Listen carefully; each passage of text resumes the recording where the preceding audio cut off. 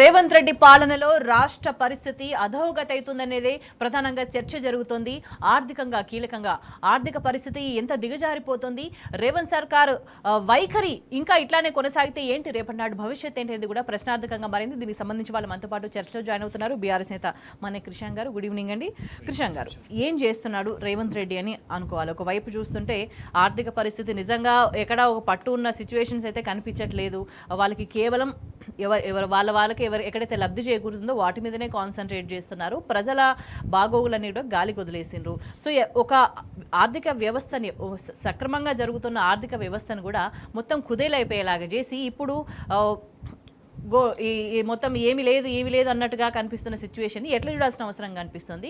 ఉన్న వాటిని అన్నింటినీ కూడా కొల్లగొడతా ఉన్నారు. అవి ఎక్కడ కూడా ప్రయోజనాలు ప్రజలకి దక్కట్లేదు, ప్రజలకు అందట్లేదు. మరి ఇవన్నీ ఎక్కడికి పోతున్నాయి? అప్పులు చేసి తీసుకొచ్చిండ్రు, పరిమితికి మించి ఎఫ్ఆర్బిఎం పరిమితికి మించి తీసుకొచ్చిన అప్పులన్నీ చేసిన డబ్బులన్నీ ఎక్కడికి పోయినాయి? మొన్నటిదాకా వచ్చిన ఆదాయం అంతా ఎక్కడికి పోయింది?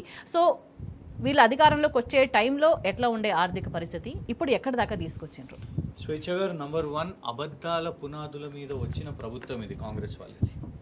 అబద్ధాలను ఎందుకు చెప్తున్నాము అని అంటే, నువ్వు మాట్లాడిన మాటలు అప్పుడు అన్ని ప్రతి ఒక్కటి కూడా పబ్లిక్ ముందు, మీడియా ముందు, రాష్ట్ర వ్యాప్తంగా గత ప్రభుత్వం మీద బురద జల్లి నువ్వు వేసిన ప్రొపగాండా అంతా కూడా, దుష్ప్రచారం ఏదైతే చేసినావో ఇవాళ అదంతా కూడా నీకు రివర్స్ అవుతుంది. రివర్స్ నీకైతే మాకేం ప్రాబ్లం లేదు. రేవంత్ రెడ్డికి నష్టం జరిగితే ఏం ఇంట్లో ఒరిగేదేం లేదు. కానీ తెలంగాణ రాష్ట్ర అభివృద్ధికి నష్టమవుతుంది. తెలంగాణ రాష్ట్రం ఒక ప్రోగ్రెస్లోకి, ఒక మోడల్ స్టేట్గా ఉన్నప్పుడు దాన్ని ఇవాళ రివర్స్ గేర్లో రేవంత్ రెడ్డి వేసిండు కదా, అది ఇష్యూ అవుతున్నది. ఇప్పుడు భూముల గురించి నుంచే మొదలు పెట్టుకుందాం. రేవంత్ రెడ్డి గారు ఫస్ట్ ఏమని మాట్లాడిందంటే, నేను ఒక రియల్ ఎస్టేట్ ట్రేడర్ని, నేను రియల్ ఎస్టేట్ బ్రోకర్ని, నాకంటే ఎక్కువ ఎవరికి రియల్ ఎస్టేట్ తెలియదు. సో జాతీయ కాంక్లేవ్లో, ఇండియా టుడే కాంక్లేవ్లో నాకు పట్టున్న సెక్టర్ ఇది కాబట్టి నేను డెఫినెట్గా ఇదే చేస్తాను, రియల్ ఎస్టేట్ బాగు చేస్తాను అనేసి నువ్వు మాట్లాడిన ఫస్ట్ పాయింట్ అదే. ఇక దాని చుట్టూ ఎన్నో అంశాలు మీరు ఎత్తుకున్నారు. ఉదాహరణకు అప్పుడు ఎల్ఆర్ఎస్ అనుకుందాం. ఎల్ఆర్ఎస్ ఎవ్వరు కట్టొద్దు, ఎల్ఆర్ఎస్ మీరు బాయ్కాట్ చేయండి అని ఆనాడు మీరు చెప్పారు. కట్టాల్సిన అవసరమే లేదు ఎల్ఆర్ఎస్ అని చెప్పారు. ఇవాళ ఏం చేస్తున్నారు మీరు? పోనీ ఎల్ఆర్ఎస్ ఇదొక సబ్జెక్ట్. ఇవాళ మీరు యూటర్న్ తీసేసుకొని అందరినీ ఎల్ఆర్ఎస్ కట్టండి అని ఇవాళ చెప్తున్నారు. మీరు ఇంకొక యూటర్న్, ఇది ఎల్ఆర్ఎస్ యూటర్న్. ఇంకొక యూటర్న్ ఏంటిది? ఫార్మాసిటీ. ఎందుకంటే మనం రియల్ ఎస్టేట్ గురించి మాట్లాడుతున్నాం అంటే, పెట్టుబడిదారులకు వాళ్ళు చూసేది ఏంటంటే, ఒక రాష్ట్ర ప్రభుత్వానికి స్పష్టత ఏముంది, ఎక్కడ ఇన్వెస్ట్మెంట్ రావాలి, ఎక్కడ మనం పెట్టుబడి పెట్టాలి, ఎందుకు పెట్టుబడి పెట్టాలి, దానికి సంబంధించిన అక్కడ విద్యుత్ కానివ్వండి, నీటి సరఫరా కానివ్వండి, లా అండ్ ఆర్డర్ కానివ్వండి, ట్రాన్స్పోర్టేషన్ కారిడార్ కానివ్వండి, ఇవన్నీ ఫెసిలిటేట్ రాష్ట్ర ప్రభుత్వం చేయాలి. అండ్ పర్మిషన్స్ ఈజీగా అవ్వడం కానివ్వండి, ఇవన్నీ పర్ఫెక్ట్గా చేయాలి.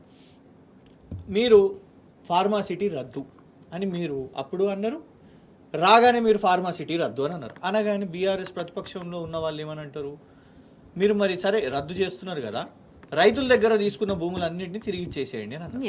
ఇక అక్కడ సడన్గా పట్టుకున్నది, అమ్మో భూములు ఇచ్చేసేయాలని. ఎందుకంటే ఈయనకు భూములు అంటే అమితం చాలా.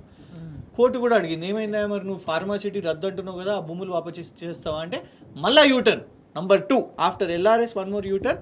ఫార్మాసిటీ లేదు మేము రద్దు చేస్తలే, మేము చేస్తున్నాం అని అన్నారు. కొడంగల్ ఉదాహరణనే తీసుకుందాం. ఫార్మాసిటీ అని చెప్పి నువ్వు భూములు లాక్కునే ప్రయత్నం చేసినావు, మీ అల్లుని ఫార్మా, అదాని అనేసి ఇవన్నీ చెప్పినావు. అనగానే రైతులందరూ నిరసన తెలిపినరు, లాఠీ చార్జ్ అయింది, నువ్వు జైలుకు పంపించినావు, వేడి వేయించినావు, మహిళల మీద అసభ్యకరంగా ఇవన్నీ అయినాయి. జాతీయ కమిషన్లు వచ్చినాయి, ఫిర్యాదులు చేస్తే. తర్వాత ఏమన్నావు? ఫార్మాసిటీయా? నేనన్నానా? కాదే, ఇండస్ట్రియల్ కారిడార్, పరిశ్రమలు రావాలి కదా అని అన్నావు. రాజముద్రతో తీసిన గెజెట్ పత్రికలకు అన్నిటికి అడ్వర్టైజ్మెంట్ పంపించిన దాంట్లో ఏమని ఉండే? Pharma. U turn number 3. Number 4 Adani.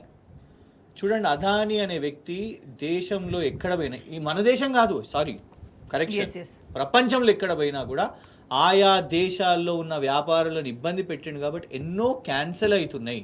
అది బంగ్లాదేశ్ కానివ్వండి, శ్రీలంక కానివ్వండి, అమెరికాలో కేసులు కానివ్వండి, ఇవన్నీ అవుతున్నాయి. ఇక్కడ ఏంటంటే, ఎక్కడి నుంచి అయితే ఆయన స్వస్థలం ఉందో, గుజరాత్ నుంచి, ప్రధానమంత్రి కూడా అక్కడి నుంచే కాబట్టి ఆయనకు సపోర్ట్ ఉన్నది. సపోర్ట్ ఉన్నది, రేవంత్ రెడ్డి గారికి కూడా మరి ఏదో ఇంట్రెస్ట్ ఉన్నది. ఎందుకంటే రాహుల్ గాంధీ గారేమో అదాని జైలు వేసేయండి, అంటే ఏదో ఇంట్రెస్ట్ ఉంది అనుకునేటట్టు ఏం కనిపిస్తలేదు వ్యవహారం చూస్తే. మనం చాలా నెలల నుంచి చూస్తున్నాం, అదేదో ప్రత్యేకమైన స్నేహం కొనసాగుతున్నట్టుగా కనిపిస్తుంది. అండ్ తాజాగా ఇప్పుడు టీఎస్ఐఏసీ భూముల వ్యవహారానికి సంబంధించి కూడా మరి ఇంకేమైనా బ్యాక్ ఎండ్ లో ఏమైనా జరుగుతుందా అనే డౌట్స్ కూడా వస్తున్నాయి. ఇప్పుడు అదానిది ఫస్ట్ ఇక్కడ మళ్ళీ యూటర్నే, నువ్వు 100 కోట్లు తీసుకున్నావు, అదేదో కాంగ్రెస్ వాళ్ళది యంగ్ ఇండియా సంస్థ అనేదో ఉంటుందిగా, అదేదో కట్టడాలు చేస్తున్నారు అనేసి అది కడుతున్నారు అని అనగానే బీఆర్ఎస్ వాళ్ళు మళ్ళీ నిలదీసిండ్రు, అదాని టీషర్ట్స్ వేసుకొని అసెంబ్లీకి వెళ్ళిండ్రు, ఇవన్నీ అయ్యింది, మీరు ఎమ్మెల్యేలను అరెస్ట్ చేసిండ్రు. జాతీయ మీడియాలో రాహుల్ గాంధీని అడిగిరు, ఏంది నువ్వేమో అదాని నువ్వు అంటూ, ఆయన నీ ముఖ్యమంత్రి అదానితో వ్యాపారాలు చేస్తున్నాడు, 12,400 కోట్లు, ఆ కొడంగల్ ఏదో ప్లాంట్ అంట, రామన్నపేటలో ఒక ప్లాంట్ అంట, ప్రజలు తిరగబడుతున్నారు, ఇవన్నీ అనేసరికి ఆ 12,400 కోట్లు ఏం చేయలేదు, ఆ 100 కోట్లు బయటికి తిరిగి ఇచ్చేసిండు. కానీ ఎంత యూటర్న్ అని అనుకున్నాం కదా, మొన్న ఎంఆర్ సంస్థ, ఏ ఎంఆర్ని అయితే రేవంత్ రెడ్డి మీడియా ముందు దీన్ని కూల్ చేయాలి అని కొన్ని సంవత్సరాలు పోరాడిండు, టీడీపీలు ఉన్నప్పుడు పోరాడిండు, కాంగ్రెస్లు ఉన్నప్పుడు పోరాడిండు. ఎంఆర్ సంస్థ యొక్క ఏదైతే ఆస్తులు ఉన్నాయో అవన్నీ కూడా ఇల్లీగల్, వాటిని కూల్ చేయండి అని అన్న వ్యక్తి ఇవాళ ఎంఆర్ని పిలిపించుకొని ఒక రాష్ట్ర ముఖ్యమంత్రి, నేను మీ పరిష్కారం చేస్తా, మీ సమస్యలన్నీ మీకు ఏదైతే లీగల్ చిక్కుముళ్ళు ఉన్నాయో అవన్నీ కూడా నేను తేలుస్తానన్నాడు. ఎందుకబ్బా అని రాష్ట్ర ప్రజలందరూ ఆలోచించేసరికి ఏంది, గత నెలనే ఎంఆర్ సంస్థ అదానీ సంస్థ మధ్యలో సమావేశం జరిగింది దుబాయ్లో. 5,000 కోట్లకు ఎంఆర్ సంస్థ యొక్క, ఎంఆర్ ఇండియా యొక్క మొత్తం ఈ వ్యాపార లావాదేవీలను మొత్తం స్టేక్స్ని అదానికి అప్పచెప్పేస్తున్నారు. సో ఇక్కడ ఎంఆర్ డైరెక్ట్గా హైదరాబాద్కి వస్తలేదు, ఎంఆర్ ఆల్రెడీ ఇక్కడ ఉన్నది. దొడ్డిదారిన అదానీని మళ్ళీ తీసుకురావడానికి ఇవాళ ఎంఆర్తో ఒప్పందం చేసుకుంటున్నాను మనకు అనుకుంటున్నాం. ఎందుకంటే అదానీ మళ్ళీ ఇక్కడికి వస్తున్న, అదానీ రియల్ ఎస్టేట్ హైదరాబాద్ మొత్తం తీసుకోబోతుంది అని అన్నప్పుడు మనం బీఆర్ఎస్ క్వశ్చన్ చేస్తుంది, రాహుల్ గాంధీ నిలదీస్తుంది, అంతే అవుతుంది. అందుకే సేఫ్ సైడ్ ఏంటిది, ఎంఆర్ని తీసుకొని రావాలని. అదానీ ఇక్కడికి వస్తే ఏమవుతుంది, మొనాపలి.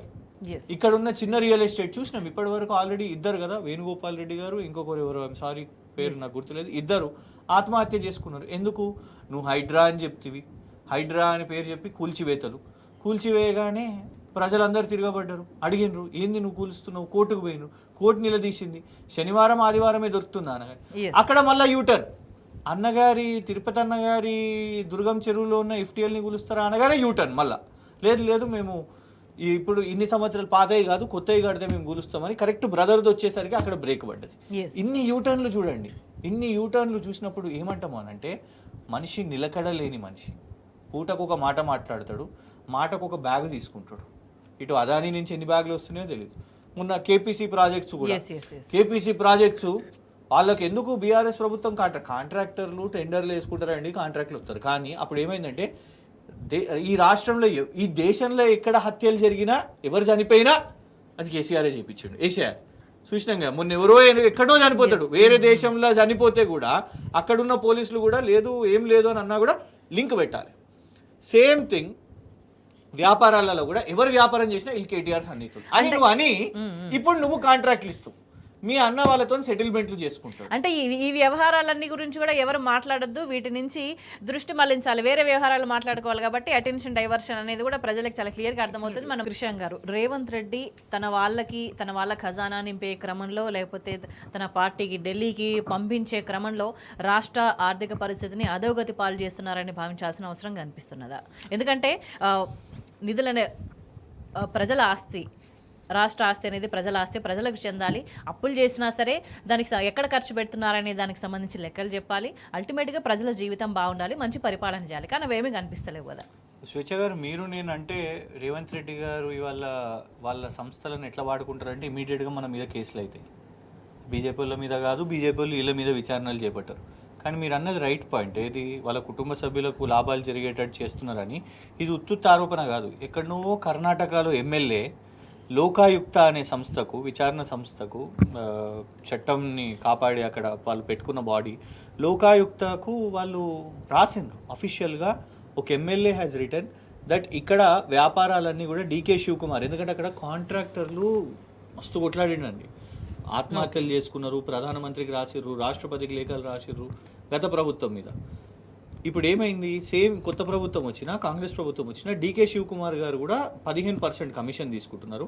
అక్కడ కర్ణాటక కాంట్రాక్టర్లకు అయితే లేవంట, వాళ్ళు తిరగబడ్డారు కాబట్టి అక్కడ కాకుండా కొత్తగా ఇక్కడున్న రేవంత్ రెడ్డి గారి కుటుంబ సభ్యుల ప్రోద్బలంతో ఉన్న తెలంగాణ కాంట్రాక్టర్లకు ఆంధ్రప్రదేశ్ ఆ కాంట్రాక్టర్లకు అక్కడ ఇస్తున్నారు. అంటే దీనికి ఎగ్జాంపుల్ ఏంటంటే లగచర్లనే ప్రధానమైన ఎగ్జాంపుల్ గా కనిపిస్తుంది కళ్ళ ముందు. ఎవరి కోసం అంత చేస్తున్నారు, ఎవరి కోసం ఆ రైతులని అంత ఘోరంగా ఇబ్బంది పెడుతున్నారు, జైళ్ళ పాలు చేసి వాళ్ళని మీరు ఏదేమో వాళ్ళు మా ప్రాణాలమైన భూములు ఏమని చెప్తుంటే ఎవరి కోసము పట్టుబట్టి మరి భూములు సమీకరణ చేస్తున్నారంటే ఆన్సర్ చూడండి. జనరల్లీ ఇప్పుడు భూములు తీసుకుంటున్నాం అనుకోండి, అక్కడ ఏం ప్రాజెక్ట్ వస్తుంది అనేది ఆయనకి ఇంకా ఏ కంపెనీ వస్తుందో తెలియకుండానే భూములు లాక్కుంటాడా ఆలోచించండి. అంటే ఏదో కంపెనీ అక్కడ ఇంట్రెస్ట్ చూపెట్టింది. ఇప్పుడు కదా ఉదాహరణకు రాయదుర్గం దగ్గర గతంలో కూడా కేటీఆర్ గారు చెప్పారు, తెలంగాణ ప్రభుత్వం బీఆర్ఎస్ ప్రభుత్వం ఉన్నప్పుడు రాయదుర్గం దగ్గర ప్రైమ్ ప్రాపర్టీ 84 acres దాన్ని కొట్లాడి మరీ మనం కేసు సుప్రీంకోర్టు దగ్గర కొట్లాడి మరీ మనం సాధించుకున్నాం. అది కానివ్వండి, ఇప్పుడు 400 ఎకరాలు షెర్లింగంపల్లిలో కానివ్వండి, ఇవన్నీ కూడా ఇవాళ అదానీకా ఏ సంస్థకు అప్పచెప్తున్నారు రేవంత్ రెడ్డి గారు. ఇటు ఎందుకు సడన్గా ఇప్పుడు ఎంఆర్ మీద ఎందుకు దృష్టి పట్టింది, ఏ ఎంఆర్ని అయితే అదానీ కొనుగోలు చేస్తున్నాడో. అండ్ అల్టిమేట్గా మన బాటమ్ లైన్ ఏంటంటే, నువ్వు అంత ఆదాయం సమీకరించడానికి ఇవన్నీ చేస్తున్నావు అని చెప్తున్నావు కదా, ఈ డబ్బులు ఎక్కడికి పోతున్నాయి? మొదట తెలంగాణ రాష్ట్ర ప్రజలకు ఇవాళకి తెలవాలి ఏంటంటే, దయచేసి యూట్యూబ్లలో చెప్పే తప్పుడు లెక్కలు కాకి లెక్కలను నమ్మకండి. రిజర్వ్ బ్యాంక్ ఆఫ్ ఇండియా చెప్పింది 3 లక్షల కోట్లు కేసీఆర్ గారి సమయంలో 10 సంవత్సరాల్లో అప్పు జరిగింది. వాస్తవం 3 లక్షల కోట్లు అయింది, అది ఎక్కడ దాని మీద దాపరికం లేదు. కానీ ఆ 3 లక్షల కోట్లతోని కేసీఆర్ గారు ఏం చేశారు? పథకాలు కానివ్వండి, నిర్మాణాలు కానివ్వండి, ప్రతి ఏ జిల్లాలో కలెక్టరేట్లు ఉట్టిగానే కట్టిర్రా, కమిషనరేట్లు ఉట్టిగానే కట్టిర్రా, వైకుంఠధామాలు ఉట్టిగానే నిర్మాణాలు జరిగినాయి, చెత్త డంపింగ్ యార్డు ఉట్టిగానే నిర్మాణం అయినాయి, వెజిటేబుల్ యార్డులు ఉట్టిగానే నిర్మాణాలు అయినాయి, ఫ్లైఓవర్లు, ఆర్యూబీలు, ఇరిగేషన్ ప్రాజెక్టులు, ఇన్ని నిర్మాణాలు ఇవాళ చేసిరు కదా. కేంద్ర ప్రభుత్వం సహకారం ఎక్కడ కూడా లేకుండే. ఇది కేసీఆర్ గారి ప్రభుత్వం చేసింది. 3 లక్షల కోట్లు 10 సంవత్సరాల్లో కనబడుతుంది. మీకు ఏ జిల్లాలో పోయినాము అంటే ఇది కేసీఆర్ గారి ప్రభుత్వంలో ఇది కట్టడము అని చెప్తారు. ఆయన చెప్పగలుగుతాడు నిలబడి. ఇవాళ బీఆర్ఎస్లో రాష్ట్ర ప్రజలకు చెప్పేది ఏంటంటే, పోయిన రూపాయి లెక్క శ్వేతపత్రం పేరు మీద కేటీఆర్ గారు ఎక్స్ప్లెయిన్ చేశారు. ప్రతి తెలంగాణ కార్యకర్త, తెలంగాణ ఉద్యమకారుడు కూడా ఇది కేసీఆర్ గారు కట్టించింది అంటారు. రేవంత్ రెడ్డి 1,50,000 కోట్ల అప్పు ఇవాళ ఒక్క సంవత్సరంలో తీసుకొనొచ్చు. అంటే ఇది బేసిక్ అంటే ప్రైమరీ స్కూల్ చదువుకునే వాళ్ళకైనా చిన్న క్లారిటీ. ఇక్కడ 10 సంవత్సరాలు కనిపిస్తుంది, 3.5 లక్షలు కనిపిస్తుంది కోట్లు. ఇక్కడ సంవత్సరంన్నర 1,00,000 కోట్లు. ఆ డిఫరెన్స్ అయితే చాలా క్లియర్గా అర్థమవుతుంది. ఇంకో విషయం ఏంటంటే, ఎక్కడ ఖర్చు పెట్టిండ్రు వాళ్ళకి ఒక జవాబుదారితనం, డేటా అనేది చాలా క్లియర్గా కనిపిస్తుంది. కానీ క్యాపిటల్ ఎక్స్పెండిచర్ పైన ఖర్చు పెట్టట్లేదని చెప్పేసి రేవంత్ ప్రభుత్వం మీదనే మళ్ళీ కాగ్నించి మొట్టికాయలు పడ్డ పరిస్థితి కూడా కనిపిస్తుంది. ఎక్కడ కూడా లెక్కలు చెప్పే ఉద్దేశం లేదు వీళ్ళకని భావించాల్సిన అవసరం కనిపిస్తుంది. చూడండి, ఇప్పుడు జూ పార్క్ దగ్గర ఫ్లైఓవర్ ఓపెనింగ్ చేసాడు. ఎవరు కట్టించిన ఫ్లైఓవర్ అది? కేసీఆర్ గారి ప్రభుత్వం. వటినాగులపల్లి దగ్గర ఒక ఫ్లైఓవర్ ఓపెనింగ్ చేసిండు. అది ఎవరి ప్రభుత్వం కట్టించింది? కేసీఆర్ గారి ప్రభుత్వం. మళ్ళా ఆరాంగఢ్ దగ్గర ఒకటి ఓపెనింగ్ చేసారు. అది ఎవరు కట్టించారు? కేసీఆర్ గారి ప్రభుత్వం కట్టించారు. నువ్వు ఒక ఫ్లైఓవర్ నిర్మాణం చేయలే. నువ్వు ఉన్న సచివాలయం, నువ్వు పెడుతున్న మీటింగ్లు, ఇవాళ కమాండ్ కంట్రోల్ రూమ్ అప్పుడు ప్రభుత్వం కట్టించింది. నువ్వు అందుకే ఇవాళ నీ రూపాయి ఎక్కడికి పోతుంది? ఇక్కడ ఒక పెద్ద అనుమానం ఉన్నది. ఎందుకు? నువ్వు మొదలుపెట్టిందే అబద్ధం. కేసీఆర్ అప్పులు చేసిండని పాపం ప్రజలు నమ్మిండ్రు. కొంత యూట్యూబ్లు చూసి దాని ఇన్ఫ్లుయెన్స్లో పడి నమ్మిన వాళ్ళు ఉన్నారు. ఈ అప్పులకు సంబంధించి ఎంత వడ్డీలు కడుతున్నా దానికి సంబంధించి కూడా అబద్ధాలు ప్రచారం. అయితే నువ్వు ఏం చేసినావు? వచ్చి రాగానే ఫస్ట్ నెలనే ఏంది, ప్రజలు ఇప్పుడు నన్ను నా గ్యారంటీలు అడుగుతారు. 420 హామీలు నేను ఇచ్చిన, ఒక్కొక్కరికి 4,000 పెన్షన్ ఇస్తా అన్నా, మహిళలకు 2,500 ఇస్తా అన్నా, స్కూటీలు ఇస్తా అన్నా, తులం బంగారం ఇస్తా అని చెప్పిన, ఇవన్నీ నువ్వు చెప్పినావు కదా. ఇప్పుడు నాకు ఇది కాదని నాకు తెలుసు, మొదటి రోజే తెలుసు. నేను ఏం చేయాలి? మరుసటి దినంకి వెళ్ళి నేను లంకెబెందలు ఉన్నాయి కావచ్చు అనేసి డే 2 నుంచే మొదలుపెట్టినావు. నువ్వు అక్కడికి వెళ్ళి స్క్రిప్ట్ మొదలుపెట్టినావు. అందుకే నీ ఫస్ట్ సమావేశంలోనే నువ్వు ఏం చేసినావు? కేసీఆర్ గారిని బద్నాం చేయాలి, నేను అప్పులు మీదికి నెట్టేయాలి ఇది. ఇది చేస్తున్న క్రమంలో నువ్వు చెప్పిన పచ్చబద్ధం ఏంటిది? నేను మిత్తిలకు కడుతున్నాను, ప్రతి నెల నేను 6,000 కోట్లు మిత్తిలకే కడుతున్నాను నేను అన్నాను. 6,000 కోట్లు మ్యాథ్స్ మీరు అన్నట్టు ఒకటి తరగతి వాళ్ళని మనం అడిగిన 12 నెలలు ఇంటూ 6 కోట్లు 6,000 కోట్లు అని అంటే 72,000 కోట్లు. 72,000 కోట్లు. కానీ క్యాగ్ కానివ్వండి, రిజర్వ్ బ్యాంక్ ఆఫ్ ఇండియా కానివ్వండి, ఆఖరికి మొన్న బట్టి విక్రమార్క గారు రిలీజ్ చేసిన ఆర్థిక సర్వేలో కూడా లెక్కతో సహా ఇప్పటి వరకు కట్టింది మొత్తం ఒక సంవత్సరం ఆర్థిక సంవత్సరంలో కట్టింది కేవలం 22,000 కోట్ల మిత్తి మాత్రమే. అంటే ఇంకా 50,000 కోట్లు ఎక్కడికి పోతున్నాయి? అసలు అంటే ముఖ్యమంత్రి అబద్ధం చెప్తుండా? ఉప ముఖ్యమంత్రి ఆర్థిక శాఖ మంత్రి అబద్ధం చెప్తుండా? లేదు ఈ పైసలను డైవర్ట్ చేస్తున్నారా? ఎట్లా తెలుస్తుంది చెప్పండి?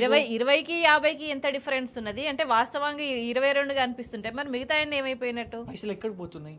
ఇలా కోమటిరెడ్డి వెంకటరెడ్డి గారు వాళ్ళ మంత్రి అంటుండే, ఆయన పరిశ్రమల మంత్రి, ఆయనే చెప్తుండు 100 కోట్లు కాంట్రాక్టర్లకు ఇచ్చేది ఉంది, నేను ముఖ్యమంత్రి గారితో మాట్లాడుతాను అనేసి నువ్వు చెప్తున్నావు. అంటే ఇవాళ అంతటా కూడా చిన్న కాంట్రాక్టర్లకు ఇస్తలేను అని ఆయన్నే మాట్లాడుతున్న పరిస్థితి. ఈటల రాజేందర్ గారు ఒక ఆరోపణ చేసారు, ఒక మంత్రి గారు సతీమణి 15% తీసుకుంటుంది కమిషన్ కోసం అని. ఈ రాష్ట్రంలో ఏ మంత్రి గారు బిల్స్ రిలీజ్ చేస్తారండి? సింపుల్గా అర్థమవుతున్నది కదా. ఏ మంత్రి గారు బిల్స్ రిలీజ్ చేస్తారు? వాళ్ళ సతీమణి మీద ఈటల రాజేందర్ గారు నేరుగా ఆరోపణ చేశారు. విచారణ ఎందుకు లేదు? నరేంద్ర మోదీ గారు ఆర్ఆర్ ట్యాక్స్ అన్నారు, విచారణ లేదు. అనిరుద్ రెడ్డి గారు కాంగ్రెస్ ఎమ్మెల్యేనే రెవెన్యూ శాఖలో కమిషన్లు అవుతున్నాయని అన్నారు, దాని మీద విచారణ లేదు. సో మేము అల్టిమేట్గా చెప్పేది ఏంటంటే ఇలా చిన్న కాంట్రాక్టర్లు కానీ చూడండి, రియల్ ఎస్టేట్ అంటే కేవలం ఏదో బిల్డర్సే కాదు, ఆఖరికి రాణిగంజ్లో అమ్ముకునే నట్లు, బోల్ట్లు, వైర్లు, చిన్న చిన్న పని చేసే, నువ్వే చెప్పుకున్నావుగా గుంపు మేస్త్రి అని. నాకు ఆ పదం వాడాలని లేదు, కానీ పాపం మేస్త్రీలకు కూడా ఇబ్బంది అవుతుంది, సుతారు పని చేసే వాళ్ళకి ఇబ్బంది అవుతుంది, ఎందుకంటే నిర్మాణాలు లేవు. పోనీ మీరు ఆదాయం గురించి మాట్లాడుతున్నారు కాబట్టి నిర్మాణం లేదు, కరెక్టే. ఇసుక అంత ఎట్టిపోతుంది? ఇసుకను ఘోరంగా కొడుతున్నారు మీరు. నీళ్లు ఎత్తి మరీ మీరు ఇవాళ రైతులకు నీళ్ళు ఇస్తలేరు, నీళ్లు గాయబ్ చేసేసి మరీ ఎత్తేసి మీరు దాన్ని సైడ్ లైన్ చేసేసి మీరు ఇసుకను కొడుతున్నారు. ఇసుక ఆదాయం తగ్గింది, నిర్మాణాలు అయితే లేవు, కానీ ఇసుక మాత్రం కొడుతూనే ఉన్నారు. 24 గంటలు కొట్టండి అని చెప్పారు రూల్స్ ప్రకారంగా, దాన్ని విరుద్ధంగా మీరు 9 గంటల వరకు లోడింగ్ చేయని చెప్పి. సో ఇవాళ రాష్ట్ర ప్రజలు ఆలోచించాలి ఏంటంటే, ఒకటి అబద్ధాల పునాదుల మీద వచ్చిన ఇవాళటి కాంగ్రెస్ ప్రభుత్వం ఇంకా అబద్ధాలతోని హైదరాబాద్ ఇమేజ్ని పడగొడుతున్నది కదా.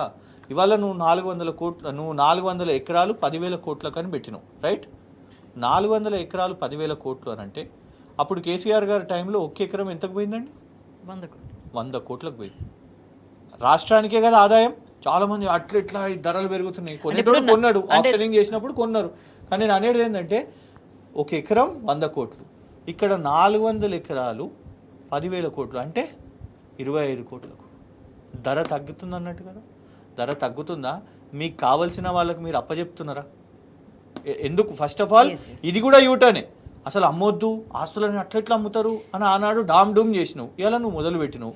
అంటే 40,000 కోట్ల విలువైన భూమిని అంటే 20,000 కోట్ల అంటే ఆల్రెడీ 10,000 కోట్లు తెచ్చేసుకున్నారు. మనకు తెలియదు. మల్టిపుల్ చాయిస్ పెట్టండి మీరు. అదానియా, ఎంఆర్ఆ, అల్లుడా, లేదు తిరుపతి రెడ్డి గారా, ఎవరి కంపెనీ వస్తుందో మనకు తెలియదు. కానీ 400 ఎకరాలు ఇవాళ 10,000 కోట్ల కంటే కేవలం 25 చొప్పున. ఆ రోజు కేసీఆర్ గారు 100 కోట్లకు అన్నప్పుడు కొంచెం డామ్ డూమ్ అని మాట్లాడిన వాళ్ళు ఏడిపోయినాయండి ఆ ఆదాయం? రైతు బంధు ఆగిందా? చెప్పండి. ఇవాళటి వరకు గుండె మీద చేసుకొని చెప్పండి, ఆలోచించండి. రైతు భరోసా ఎవరికి తెలియదు, రైతు అదేంటది రుణమాఫీ తెలియదు, రైతు బీమా ఆగిపోయాయి. ఎన్ని పథకాలు ఆగిపోయినాయండి? ఆనాడు కోవిడ్ వస్తే ఏం ఆగలేదు, లాక్డౌన్ పెడితే ఏం ఆగలేదు, వ్యవసాయం ఆగలేదు, రైతు బంధు ఆగలేదు. సో ఇవాళ రేవంత్ రెడ్డి గారు చెప్పాలి.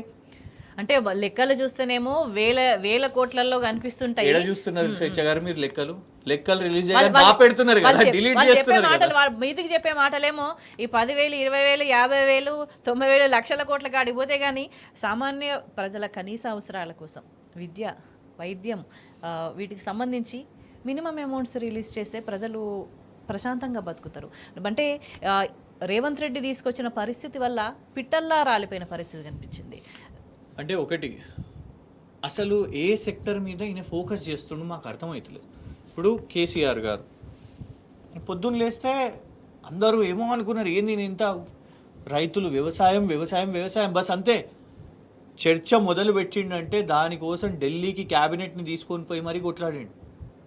అఖిలేష్ యాదవ్, రాకేష్ తికాయత్ వాళ్ళందరూ కూడా సపోర్ట్ చేసే విధంగా నూకల గురించి చర్చ తెలిసిందంటే ఈ జనరేషన్ వాళ్ళు, నాలాంటి వాళ్ళకు ఇక్కడ అర్బనైజ్డ్గా ఉన్న వాళ్ళకందరూ కూడా పార్బాయిల్డ్ రైస్ అంటే ఏంటిది, యాసంగి అంటే ఏంటిది, తేమ అంటే ఏంటిది, ఇది ఎక్స్ప్లెయిన్ చేసింది ఎవరు? కేసీఆర్ గారు కాదా?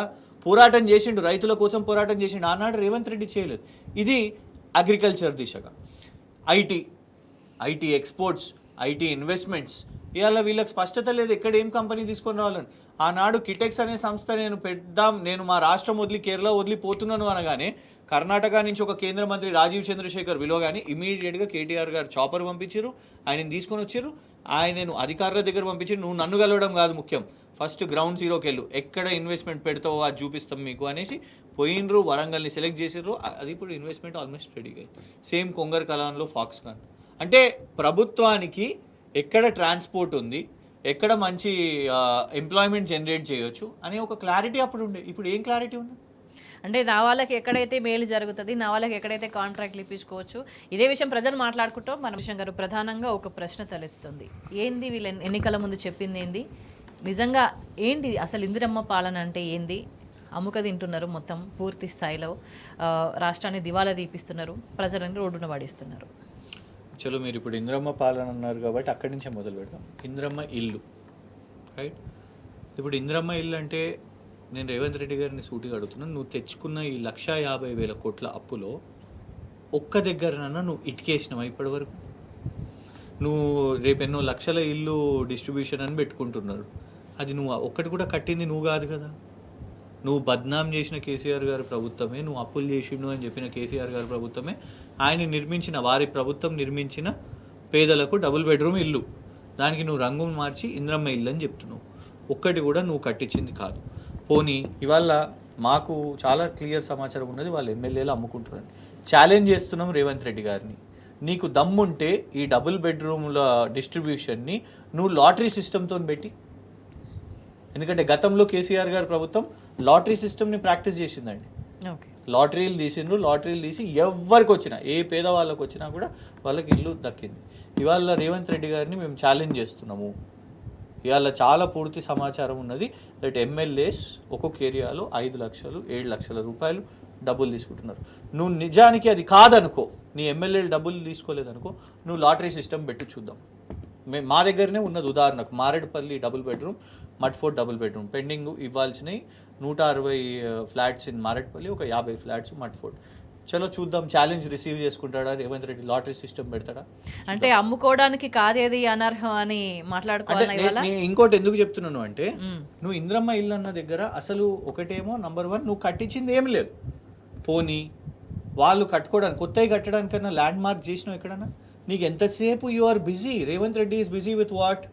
మా తమ్ముని స్వచ్ఛ బయో కంపెనీ ఎక్కడికి రావాలి, లేదు ఈ అదానీ ప్లాంట్ ఎక్కడికి రావాలి కొడంగల్లో, మా అల్లుని మ్యాక్స్ బిఎన్ ఫార్మా ఎక్కడికి రావాలి, లేకుంటే ఎంఆర్ సంస్థది భూములు ఎట్లా తీసుకోవాలి, ఈ ఎంఆర్ సంస్థ కాకపోతే కేపీసీ ప్రాజెక్ట్స్ లాంటి వాళ్ళను ఏదైతే నేను గతంలో బెదిరించినానో వాళ్ళకి ఏమి ఇప్పించుకోవాలి.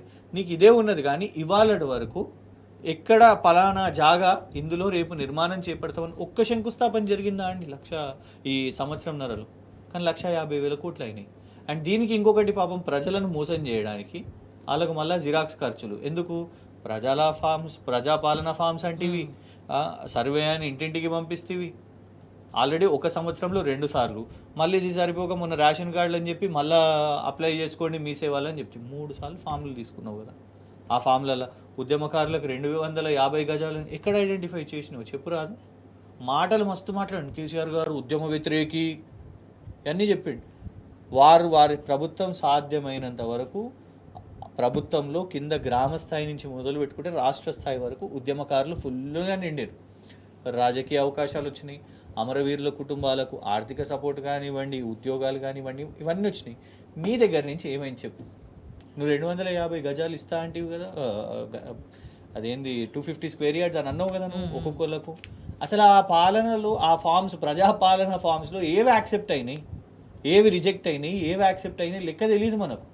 సో అల్టిమేట్గా ఆయనకంటూ విజన్ లేదు. ఎందుకు చూడండి, పబ్లిసిటీ కోరుకునే వాళ్ళు. కేసీఆర్ గారు ఏంది, కేసీఆర్ గారిని అందరు కూడా కనబడతలేడు, మాట్లాడతలేడు, ప్రచారం చేసుకుంటలేడు. ఆయన ప్రచారం చేసుకోలేదు. ఉద్యోగాలు ఇచ్చేటప్పుడు కూడా ఇవాళ నువ్వు ఇచ్చిన 50,000 ఉద్యోగాలు నువ్వు నోటిఫికేషన్ చేసినావా, నువ్వు ఎగ్జామ్ కండక్ట్ చేసినావా, నువ్వు సర్టిఫికేట్ వెరిఫికేషన్ చేసినావా? నువ్వేం చేసినావు? అప్పుడు నీ కాంగ్రెస్ నాయకులతో కేసులు పెట్టించి ఇప్పుడు నువ్వు ఎల్బీ స్టేడియంలో ఒక్కొక్క ఉద్యోగంతో ఫోటో దిగినావు. అట్లా కేసీఆర్ గారు కూడా చేయాలంటే, ఫోటోలు దిగాలనుకుంటే ఆయన మొత్తం 10 సంవత్సరాలు అదే చేస్తున్నాడు. అది చేయలేదు కాబట్టి ఇవాళ నువ్వు ఏం చేస్తున్నావు? ప్రచారం ఎక్కువ చేసుకుంటున్నావు. Adani, Megha, east India company వీళ్ళందరినీ తప్పు మాట్లాడి ఇవాళ నువ్వు అల్టిమేట్గా ఏంటంటే ప్రజలను, మనందరినీ, రాష్ట్రాన్ని పిచ్చోళ్ళని చేస్తున్నాడు. నేను ఫూల్ చేయగలుగుతాను మిమ్మల్ని, నేను రోజు మిమ్మల్ని ఫూల్ చేయగలుగుతాను. నా దగ్గర యంత్రాంగం ఉన్నది. నేను ఇతర పేపర్లలో పనిచేసే వాళ్ళను నా సీఎం ఆఫీస్లో హైర్ చేసుకున్నాను, ఎస్పెషల్లీ మిమ్మల్ని మోసం చేయడానికే. సునీల్ కనుగోలు అనే స్ట్రాటజిస్ట్ నా దగ్గర ఉన్నాడు. సో నేను మిమ్మల్ని ఫూల్ చేయగలుగుతా. నేనే అదానిని తిడతా, నేనే అదాని దగ్గరికి వెళ్ళి డబ్బులు తీసుకుంటా, నేనే కేపీసీ ప్రాజెక్ట్ని తిడతా, నేనే కేపీసీ ప్రాజెక్ట్కి కాంట్రాక్ట్లు ఇప్పిస్తా, నేనే ఎంఆర్ని కూల్చేయండి అని చెప్తా, నేనే ఎంఆర్తోని నేను తర్వాత ఇవాళ కూర్చొని సెటిల్మెంట్ చేస్తా. మీన్వెల్ ఈయన అనుకూల మీడియా వీళ్ళంతా ఏం చేస్తారంటే అవసరమైన మేరకు అటెన్షన్ డైవర్ట్ చేస్తారు, అవసరమైన మేర చిట్ చాట్లు కొత్తగా దేశంలో జర్మనీలోనన్నా, అర్జెంటీనాలోనన్నా, బ్రెజిల్లో ఎవరైనా చనిపోయినా, చనిపోతే చెప్పండి, సాయంత్రం కేసీఆర్ గారు, కేటీఆర్ గారు ఎవరినో పంపించి చేయించారని చెప్తారు. మనం డైవర్ట్ కావాలంటే సీఎం ఆఫీస్ నుంచి అధికారులు కదా వాళ్ళు, అధికారులు ఏం చేయాలి? వాళ్ళు ప్రభుత్వాన్ని ఎట్లా లేపాలి, రాష్ట్ర ముఖ్యమంత్రికి ఎట్లా ఇమేజ్ పెంచాలని. మొన్న ముఖ్యమంత్రి కార్యాలయంలో పనిచేస్తున్న మీడియా డైరెక్టర్ ఏం చేస్తున్నాడు? అద్దంకి దయాకర్ అనే కాంగ్రెస్ అధికార ప్రతినిధి కేసీఆర్ గారి మీద హత్యారోపణలు వేస్తే ఆ వీడియోస్ అన్నిటిని ఆల్ మీడియా గ్రూప్స్, రాష్ట్రంలో ఉన్నన్ని మీడియా గ్రూప్స్లో సర్క్యులేట్ చేశాడు. ఒక ప్రభుత్వ ఉద్యోగి అట్లా చేయొచ్చునా? అంటే ముఖ్యమంత్రి కార్యాలయం నుంచే నరేటివ్ స్పిన్ అవుతున్నాయి. నేను ఇవన్నీ ఎందుకు చెప్తున్నా? అసలు మన టాపిక్ ఇవాళ ఎల్ఆర్ఎస్ రియల్ ఎస్టేట్. ముఖ్యమంత్రి ఫోకస్ వీటి మీద ఉంటే, కక్ష మీద ఉంటే, డైవర్షన్ మీద ఉంటే రాష్ట్రం ఏడ నడుస్తుంది? ఎగ్జాక్ట్లీ. అంటే దృష్టంతా ఇక్కడ ఉండడం వల్లనే ఆర్థిక పరిస్థితి ఇక్కడ దాకా వచ్చిందని భావించాను. ఇవన్నీ అసలు మనం ఇది మీరు పెట్టిన సబ్జెక్టు, దృష్టి, మన ఆర్థిక పరిస్థితి, ఇవన్నీ ఇప్పుడు ఎస్ఎల్బిసి టన్నెల్ కూడా నువ్వు మొదలు పెట్టినవు నాయన వర్క్స్, నువ్వు 4 రోజుల ముందు మొదలు పెట్టినావు. నువ్వు ఏమంటావు? రిపేర్స్ కేసీఆర్ గారు చేయలేదని.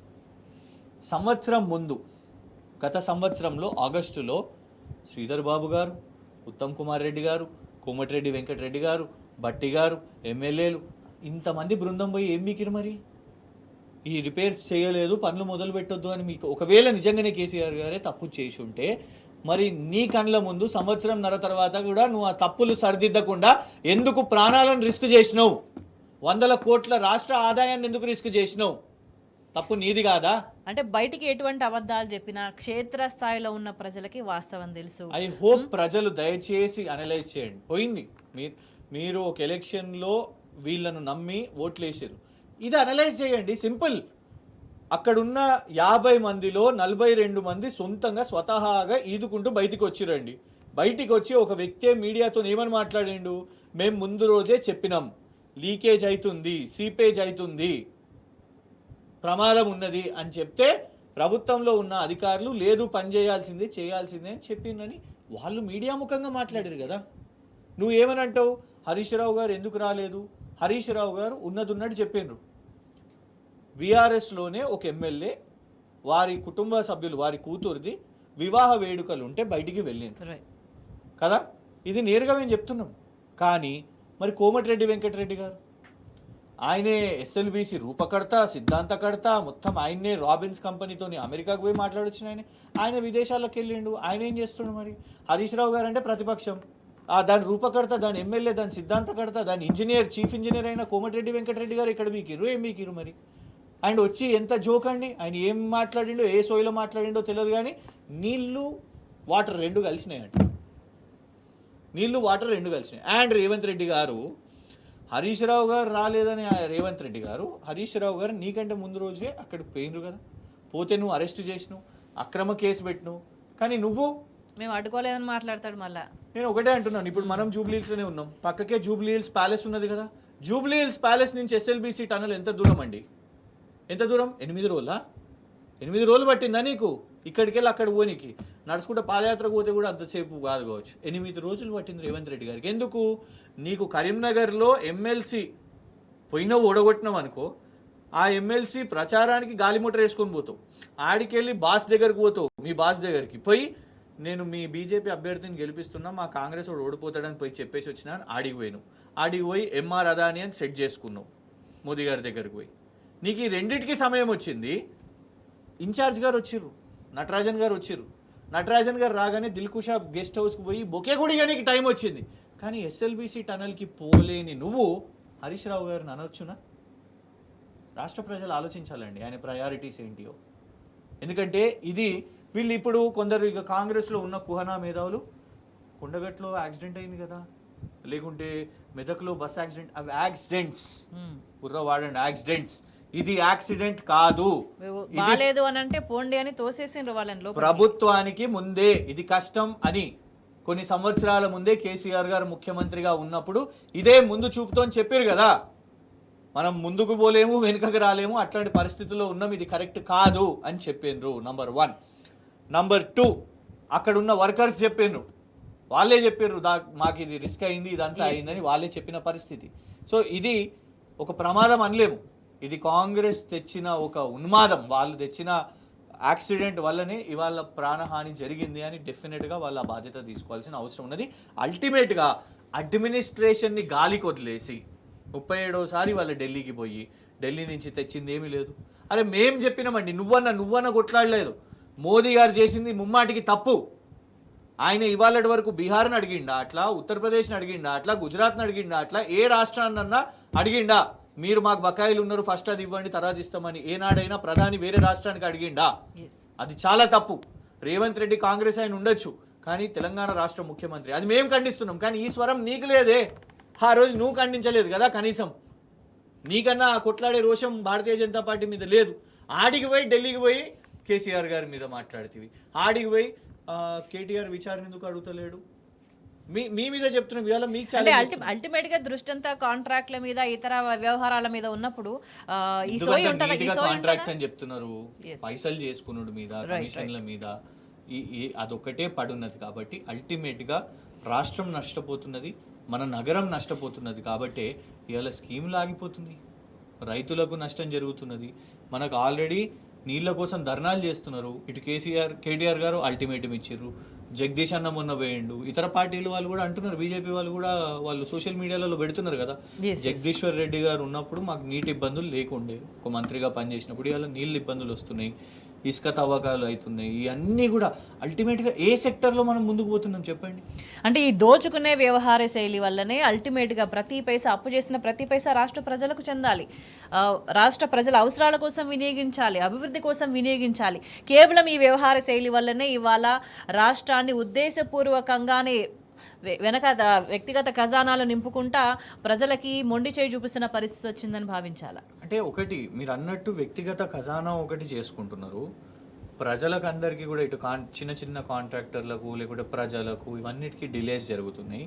ఇంకొకటి అన్నిటికంటే దారుణం ఏంటంటే ఈ దేశంలోనే ఒక గొప్ప పేరు తెచ్చుకున్న తెలంగాణ రాష్ట్రానికి ఏ పాజిటివ్ రిపోర్ట్ వచ్చినా అరే జల్దీ దాచిపెట్టేయండి రా భయ్ దాన్ని అని అంటున్నారు, డిలీట్ చేసేయండి దాన్ని అని అంటున్నారు. ఉప ముఖ్యమంత్రి గారు దాన్ని సర్వేతోని ఆ ఫోటో దిగితే, స్టాటిస్టికల్ స్టడీతోని ఆ రిపోర్ట్తోని ఫోటో దిగి కూడా ఉంటే రిపోర్ట్ ఏదండి గాయబ్. ఎందుకు? అందులో కేసీఆర్ గారి ప్రభుత్వ పాలన కానివ్వండి. అరే మీ సర్టిఫికేట్, రేవంత్ రెడ్డి సర్టిఫికేట్ వద్దండి, సరే ఎలక్షన్స్ గెలుస్తారు కావచ్చు, ఓట్లు ఇటు అటు పోతే కావచ్చు. కేసీఆర్ గారి ప్రభుత్వానికి సర్టిఫికేట్ ఇచ్చింది రిజర్వ్ బ్యాంక్ ఆఫ్ ఇండియా. వారు తీసుకున్న కొంత అప్పైనా కూడా ఈ దేశంలో అన్ని రాష్ట్రాలు తెలంగాణను చూసి నేర్చుకోవాలి.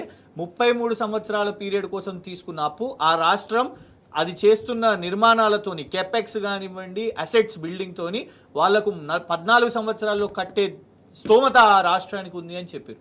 అట్లాంటి రాష్ట్రాన్ని ఏం చేస్తున్నావు నాయన? అంటే ఒక్క మాటలో ఇదే ప్రపంచ బ్యాంక్ దగ్గర తాకట్టు పెట్టేసిండు కదా ఆల్రెడీ. కేసీఆర్ ప్రపంచ బ్యాంక్ దగ్గర పోలే, ఈయన ఆల్రెడీ ఒక డిపిఆర్ లేకుండా ఒక ప్రాజెక్టు దగ్గర, మూసీ ప్రాజెక్టు ఏం చేస్తా ఏం లేదు అని తెలియకుండా కూడా నువ్వు డిపిఆర్ కూల్చివేతలు దాకా వెళ్ళిపోయినావు. ఒక్క మాటలో చెప్పాలంటే ఇదే వైఖరిని కొనసాగిస్తే ఏం జరగబోతుంది? భయపెట్టకండి ప్లీజ్ దయచేసి. మేము అనేది ఏంటంటే ఈ సంవత్సరం అందరూ ఇదే భయపడుతున్నారు, ఏం జరుగుతుంది అల్టిమేట్గా. బయట రియాలిటీలో మాట్లాడాలంటే బయట క్యాష్ ఫ్లో లేదు. ఒకవైపు జాతీయ స్థాయిలో చూసినాం స్టాక్ క్రాష్ అయిన పరిస్థితి, ఇవన్నీ కూడా అయినాయి.